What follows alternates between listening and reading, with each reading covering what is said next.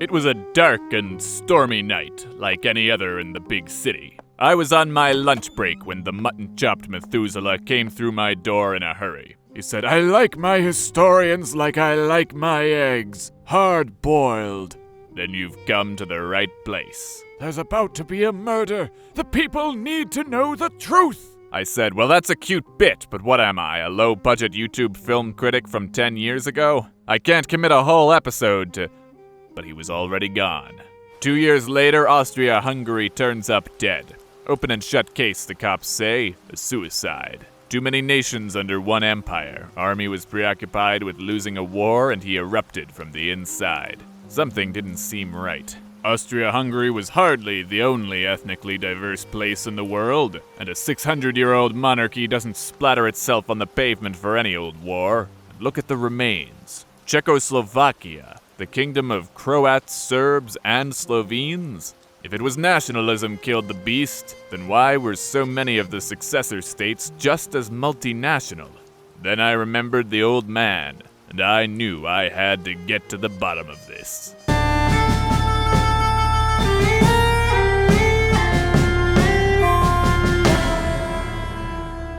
Welcome back, Your Majesty. How was your trip to the future? Or was the stick figure living in the past? It doesn't look good. The empire is torn up by nationalism. That's terrible! But I have so many friends in Austria, in Hungary, in Croatia. If they're all independent countries, how am I going to access content from home when I'm traveling abroad? Well, that one's not so bad, actually, thanks to Surfshark VPN. Traveling couldn't be easier. With just the click of a button, you can virtually place your device in almost any country. Enjoy the internet from home anywhere in the world, or travel the world without leaving home, and watch all that forbidden Netflix content. All the while, no matter where you go, your IP address will be masked from trackers and hackers. Goodness me! Is it expensive? Not at all. You'll also get 83% off. And an additional 3 months free. And a 30-day money-back guarantee. All right, if you insist. Just follow the link in the description or the QR code on screen and enter the code Jack Rackham. Other than that, though, yeah, World War II, Iron Curtain, it's gonna be a rough century. Like the German Revolution, the dissolution of Austria-Hungary is part of the messy end to World War I that frequently gets glossed over like a shiny wooden boat. And it's really confusing if you start to think about it. I keep comparing the end of the First World War with the end of the Napoleonic Wars in my head. Napoleon took over most of a continent, but France didn't explode into tiny pieces when he lost. The Allies put the monarchy back in charge and pretty much went back to the status quo. And yes, unlike France, the Austro-Hungarian Empire was a very diverse place, but it had been for generations. And for that matter, most large empires were the same way. So, like any good detective, I started digging, and I began my investigation in 1848. If the empire was gonna go kaput, that would have been the year to do it. Nearly everyone in Europe was revolting against the powers that be in the name of freedom, democracy, and yes, nationalism. To be honest, I didn't fully understand what I was seeing. There was so much sound and fury. Revolutions are complicated. But what I did notice was this. King Ferdinand was obligated to make certain concessions to the people, but he abdicated in favor of his nephew Franz Joseph, who didn't consider himself to be under the same obligations as his uncle. The Hungarian parliament was not happy with their new king going back on those concessions, and the situation escalated into an all-out war of independence for Hungary. Things were looking a little dicey, so Franz Joseph called in a favor from his friends in Russia. Hungarians didn't stand a chance. The kingdom was placed under martial law, and Herr Joseph would rule with absolute authority. Unfortunately for him, things weren't looking up for Austria's foreign policy either. 1853, Russia tells Uncle Franz it's time to cash in that favor and help them out in the Crimean War. But Franny tells them he's gonna sit this one out. The Ruskies tell him next time Hungary revolts, maybe they'll decide to sit that one out too. 1859, he lost a war with France and Sardinia and had to hand over Lombardy. 1866, he lost a war with Italy. They forced him to hand over Venice. Well, Technically, he gave Venice to France out of spite, and they gave it to Italy, but technicalities are the devil's caviar. I'm solving a murder here, and the important thing is that it sounds sexy. Now, Italy won that war because Austria was busy losing a war against Prussia, allowing them to create a united Germany without Austria having any say in it. Poor King Joe was in a tight spot. Tight like a pair of skinny jeans you just can't pull off.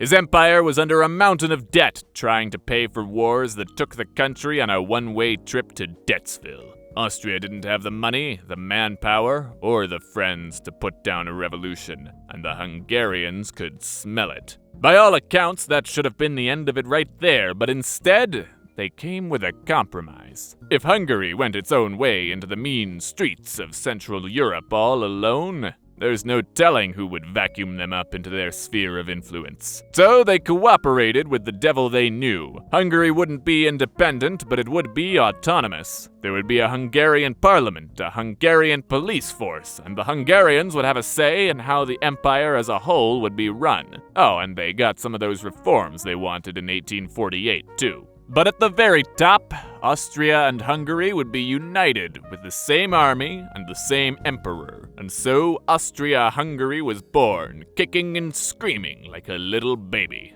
With the creation of Austria-Hungary came a number of other reforms. New laws in 1868 guaranteed the rights of minorities to use their native languages in public documents, schools, etc., wherever 1/5 of the population demanded it. Maybe these language laws fostered nationalism, or maybe they were the result of nationalism. Either way, they had both the chicken and the egg. At the same time, regional governments cropped up throughout the empire, and especially in the Austrian half of the empire, they had some autonomy themselves. So if anybody ever wanted to jump ship, there was the framework in place to govern an independent nation. I was beginning to think maybe this was a suicide, plain and simple. But still, the question remained, why leave after all that trouble to stay? After 1868, things seemed to be on the upswing. Austria-Hungary was one of the fastest-growing economies in Europe, one of Europe's largest populations, one of the world's largest manufacturers and exporters. And then I realized most of those riches made their way to Austria, while the aristocrats of Hungary preferred not to compete with wealthy businessmen fat cats and the more politically involved public that often comes with industrialization. No, they did their best to keep their kingdom agrarian and conservative. Economically, the empire was starting to come apart. There was one other big difference between 1848, 1868, and 1918. Ethnic diversity had always been present in the lands held by the Habsburg monarchy, but that doesn't mean everyone was a nationalist in 1848. To name just one example, the Czech national revival was only gathering steam in the early 1800s, but later in the century, Czech was once again the language of the Czech intelligentsia, and the nationalists had made their way into the Bohemian Parliament and the Austrian Senate. And then came that fateful day in 1914. Franz Josef's family had the worst luck. His brother Max died after the French invited him to become the Emperor of Mexico, which explains why Americans eat tacos on the 5th of May. His son committed suicide in 1889, his wife was assassinated in 1898, and then there's Franz Ferdinand. Archduke Franz Ferdinand was visiting Sarajevo when an assassin threw a grenade at his car, but it bounced and blew up on the car behind him. Later that day, Franz Ferdinand went to visit the injured, but no one told the driver that until he'd already turned off the main road to go to wherever they were going to go before the explosion happened. The governor riding with Ferdinand shouts at the driver to stop the car and turn around, but in his attempt to do so, the driver stalls the car right outside a cafe where another assassin was having lunch. In the immortal words of Spike Spiegel, bang.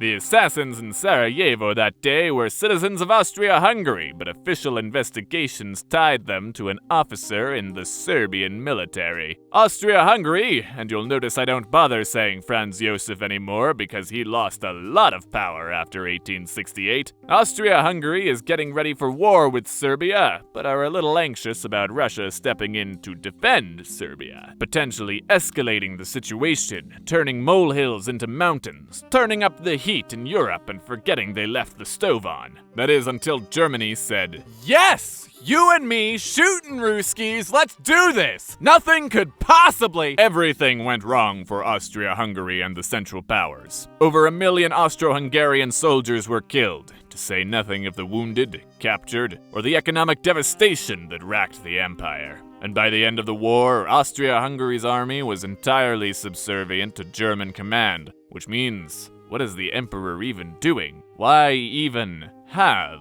an emperor? Especially after Franz Josef died in 1916. Yeah, we're gonna skip past that part. I don't know if you've noticed, but this isn't much of a biography. Especially after Franz Josef died in 1916, there wasn't even a sentimental reason to keep the monarchy around. Which is why the empire came to an end, not with riots in the streets, or at least if there were any, they weren't the primary reason, but with a soft, good-night whimper. I'll hand it to Franz Josef's successor. He made a good effort, but it wasn't good enough. Hey, where's everyone going? Home, sir. No, wait, hang on, we could compromise, right? We could be the United States of the Danube, so we split apart, but then we get together again. I'll call you a taxi, Mr. Habsburg. The United States of the Danube was a real proposal, but there was one final reason why such a compromise would never have worked. From the Allies' perspective, they didn't need an Austria-Hungary anymore. For years, the Habsburgs had been an essential component of the European balance of power. But after the Great War, the Russian Empire collapsed, the Ottoman Empire collapsed, and Germany would be repaying France till the end of time if the French had anything to say about it. That also solved the issue of smaller states being gobbled up by their neighbors. And, things were just simpler that way. Uncomplicated, straightforward, without need of further clarification.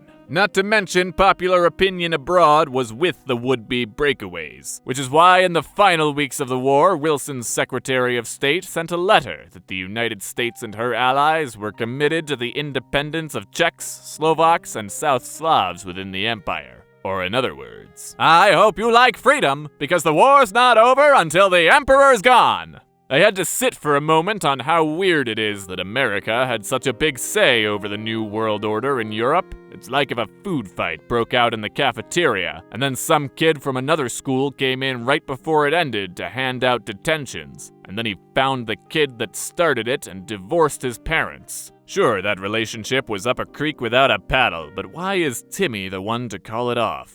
As for those multinational states at the end of the war, down south, the Serbs, Croats, and Slovenes saw themselves as Slavs first and foremost. Up north, chalk it up to circumstance. The Czechs and the Slovaks' common interests in World War I, Masaryk and the Czechoslovak Legion.